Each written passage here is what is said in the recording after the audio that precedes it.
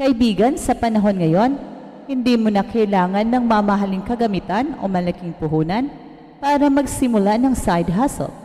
Sa tulong ng AI, kahit simpleng cellphone at internet connection lang, pwede ka nang kumita ng dolyares. Kaya sa video na ito, pag-uusapan natin ang 12 free AI tools na ginagamit na ngayon ng mga content creators para kumita online. Lahat libre, legit at tested. Kaya upuan mo na yan dahil bawat tool na to may kaakibat na kwento ng tagumpay at baka ikaw na ang susunod. Unang AI tool natin, Piclumen. Isa itong AI art generator na naging paborito ng mga gumagawa ng interior design content, lalo na sa Instagram at sa YouTube Shorts. So imagine mo to, magta-type ka lang ng prompt tulad ng bohemian style bedroom with natural lighting. Tapos bibigyan ka agad ng Piclumen ng 10 high-quality images araw-araw. Ang maganda pa, kung medyo chill mode ka lang, pwede kang gumawa ng unlimited images using their relax mode. May isang content creator na nag-post ng AI-generated room design sa shorts. Alam mo kung ilang views? Over 40 million. At dahil monetized ang YouTube Shorts, posibleng kumita siya ng $6,000 hanggang $12,000 mula sa isang video lang.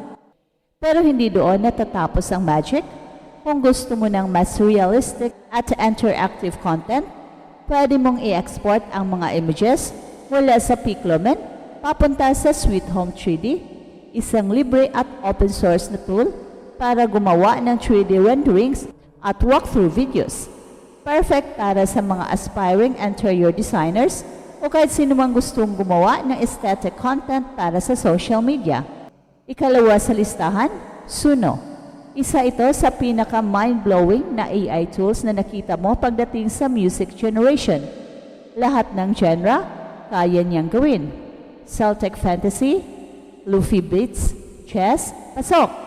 Marami ng AI music playlist channels sa YouTube ang gumagamit ng Suno. May isa pa nga na umabot ng 13 million views in under a year.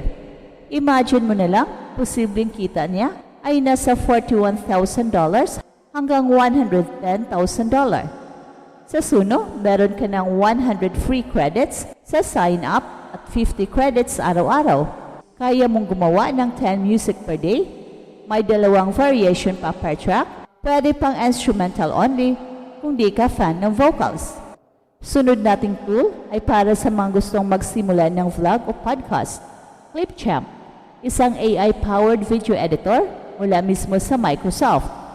Ito na siguro ang pinaka-user-friendly na video editing app na may built-in silence remover. Hindi mo na kailangang manong-manong i-trim ang bawat dead air sa video mo. Gamit ang AI, automatic na tatanggalin ang awkward pauses para mas engaging ang video. May isang creator na simpleng nagkwento lang sa harap ng camera gamit ang tool na to, kumita ng $15,000 mula sa isang video. Kaya kung ikaw ay may kwento, opinion o experience na gusto mong i-share, Clipchamp ang sasalo sa'yo. Clip Demo Enhanced Speech AI Transforming Noisy Phone Audio into... Ngayon, kung audio quality naman ang problema mo, eto ang sagot. Enhanced Speech AI mula sa Adobe Podcast. Libre ito at sobrang galing. Kahit cellphone mic lang gamit mo, pwede nitong gawing parang studio recorded ang boses mo. Perfect ito para sa mga content creator na on a budget pero gustong magmukhang professional. May isang sample na nga na ginamit ang tool na to. Mula sa raw, maingay na audio, naging crisp and clear na parang radio quality. Sa YouTube, ang audio quality ay isa sa mga dahilan kung bakit nananatili o umaalis ang viewers, so don't ignore this. At kung iniisip mo kung paano pa mas lalong i-level up ang AI art mo para gawing produkto, here comes Leonardo AI. Libre rin to at may 150 free credits kada araw. Pili ka lang ng AI model, image style at aspect ratio, tapos maglagay ng prompt gaya ng black and white goose wearing a necktie, and boom! May artwork ka na. Ang ganda pa, Legal mong pwedeng i-edit at ibenta yung artworks gaya ng sa Etsy, Redbubble o sa mga Printify stores. Gamit ang ChatGPT Image Editor, pwede mong baguhin ang kahit anong element ng generated image. Gusto mong gawing stripe yung tie ng goose? Sabihin mo lang. Hindi mo trip yung mata ng gangsa? Paayos mo. It's like Photoshop pero AI ang gumagawa. At dahil dito, mas naangkop sa target market ang design mo, which means mas mataas ang chance na mabenta. At para naman sa print-on-demand products, kayang-kaya ni ChatGPT ang background removal at pag-convert ng image to line art with transparent background. Ideal to para sa t-shirts, mugs, phone cases, tote bags at marami pang iba. Mas flexible, mas appealing sa market at mas madali nang i-upload sa platforms gaya ng Printify. Kung viral content ang habol mo, subukan mo ang Restyle tool ng ChatGPT. 2 images per day ang pwede mong i-transform for free into art styles gaya ng Studio Ghibli o Pixar.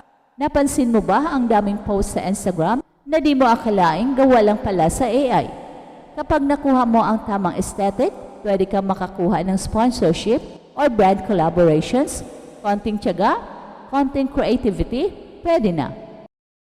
Kung gusto mong level up ang quality ng design mo, gamitin mo ang ChatGPT Image Upscaler. Dati bayad ang ganitong feature pero ngayon libre na. Maaari mong i-upscale ang image mo sa 4K resolution o palitan ang format from JPEG to PNG.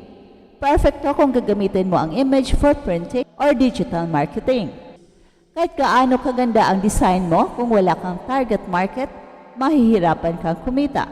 Kaya ito na, Tip 6, DeepThink, isang open source chatbot na parang ChatGPT, pero mas bagay sa research. Pwede mo siyang tanungin ng niche ideas, product trends, o kaya market analysis. And since downloadable siya sa GitHub, pwede mong gamitin offline para mas protektado ang data mo, para kang may sariling market research assistant. Sa marketing naman, meet Claude, isa ring libre na AI chatbot pero mas focus sa empathy at helpfulness.